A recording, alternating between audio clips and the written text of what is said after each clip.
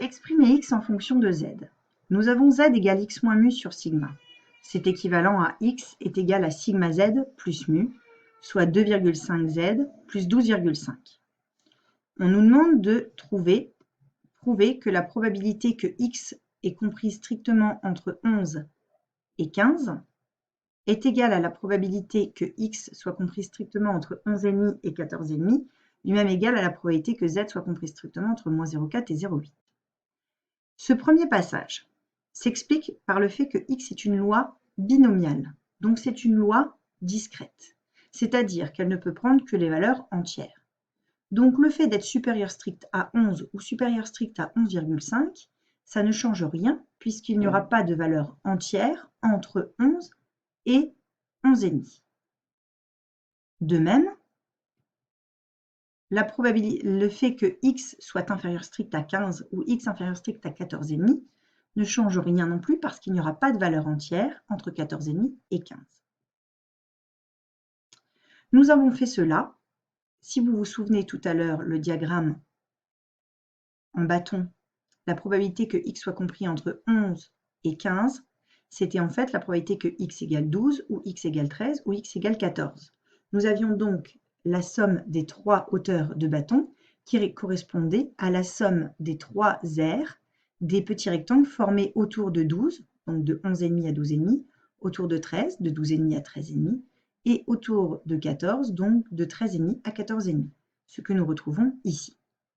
Maintenant, nous nous ramenons à z en faisant justement le passage moins mu est divisé par sigma, c'est-à-dire que la probabilité que x moins mu sur sigma, nous allons celle-ci est la même lorsque x est compris entre 11,5 et 14,5 et que nous faisons x moins mu sur sigma, on change tous les paramètres des deux côtés. Donc nous avons 11,5 moins 12,5, donc moins 1, sur sigma 2,5. Et de l'autre côté, nous avons 14,5 moins 12,5, c'est-à-dire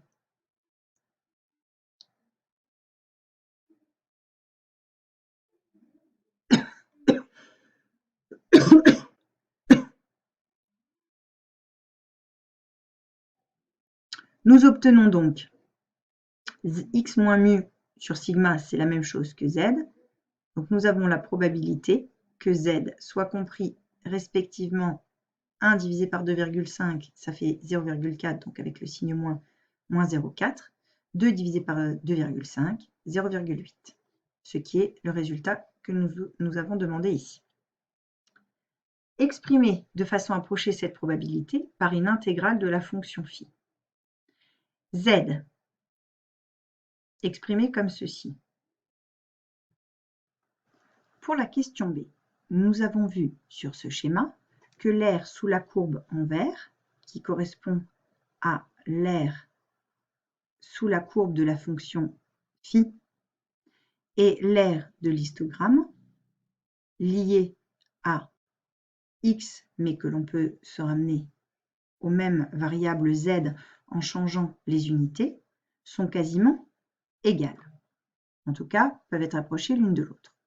Nous pouvons donc dire ici que la probabilité que x soit compris entre 11 et 15, on a prouvé qu'elle était égale à la probabilité que z soit compris entre moins 0,4 et 0,8. Et graphiquement, ça c'est tout simplement par changement de variable, et donc c'est ce qui nous a permis de changer les unités sur les axes. Mais lorsque nous avons représenté la fonction phi, on a vu que l'aire sous la courbe verte était à peu près équivalente à l'aire de l'histogramme. Donc ceci est environ égal à l'aire sous la courbe de phi. Or, l'aire sous la courbe de phi, entre moins 0,4 et 0,8, s'écrit comme l'intégrale de moins 0,4 à 0,8 de phi de x dx. Voilà, cette activité est maintenant terminée.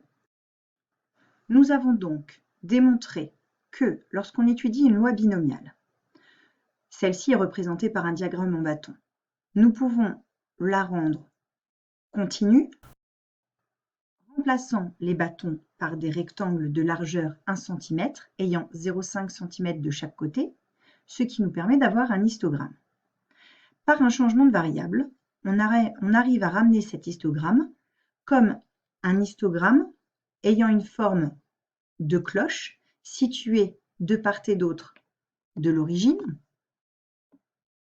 C'est ce que nous avons obtenu ici en faisant le changement de variable par rapport à 0. Et grâce à ce changement de variable, nous voyons que l'histogramme recentré a une très forte ressemblance avec la courbe en cloche de la fonction à densité phi de x liée à la loi normale centrée réduite. Nous allons donc voir que dans des cas particuliers, qui sont quand même relativement courants, nous pouvons ramener l'étude d'une loi binomiale à l'étude d'une loi normale standard. Ceci fait l'objet du cours qui suit.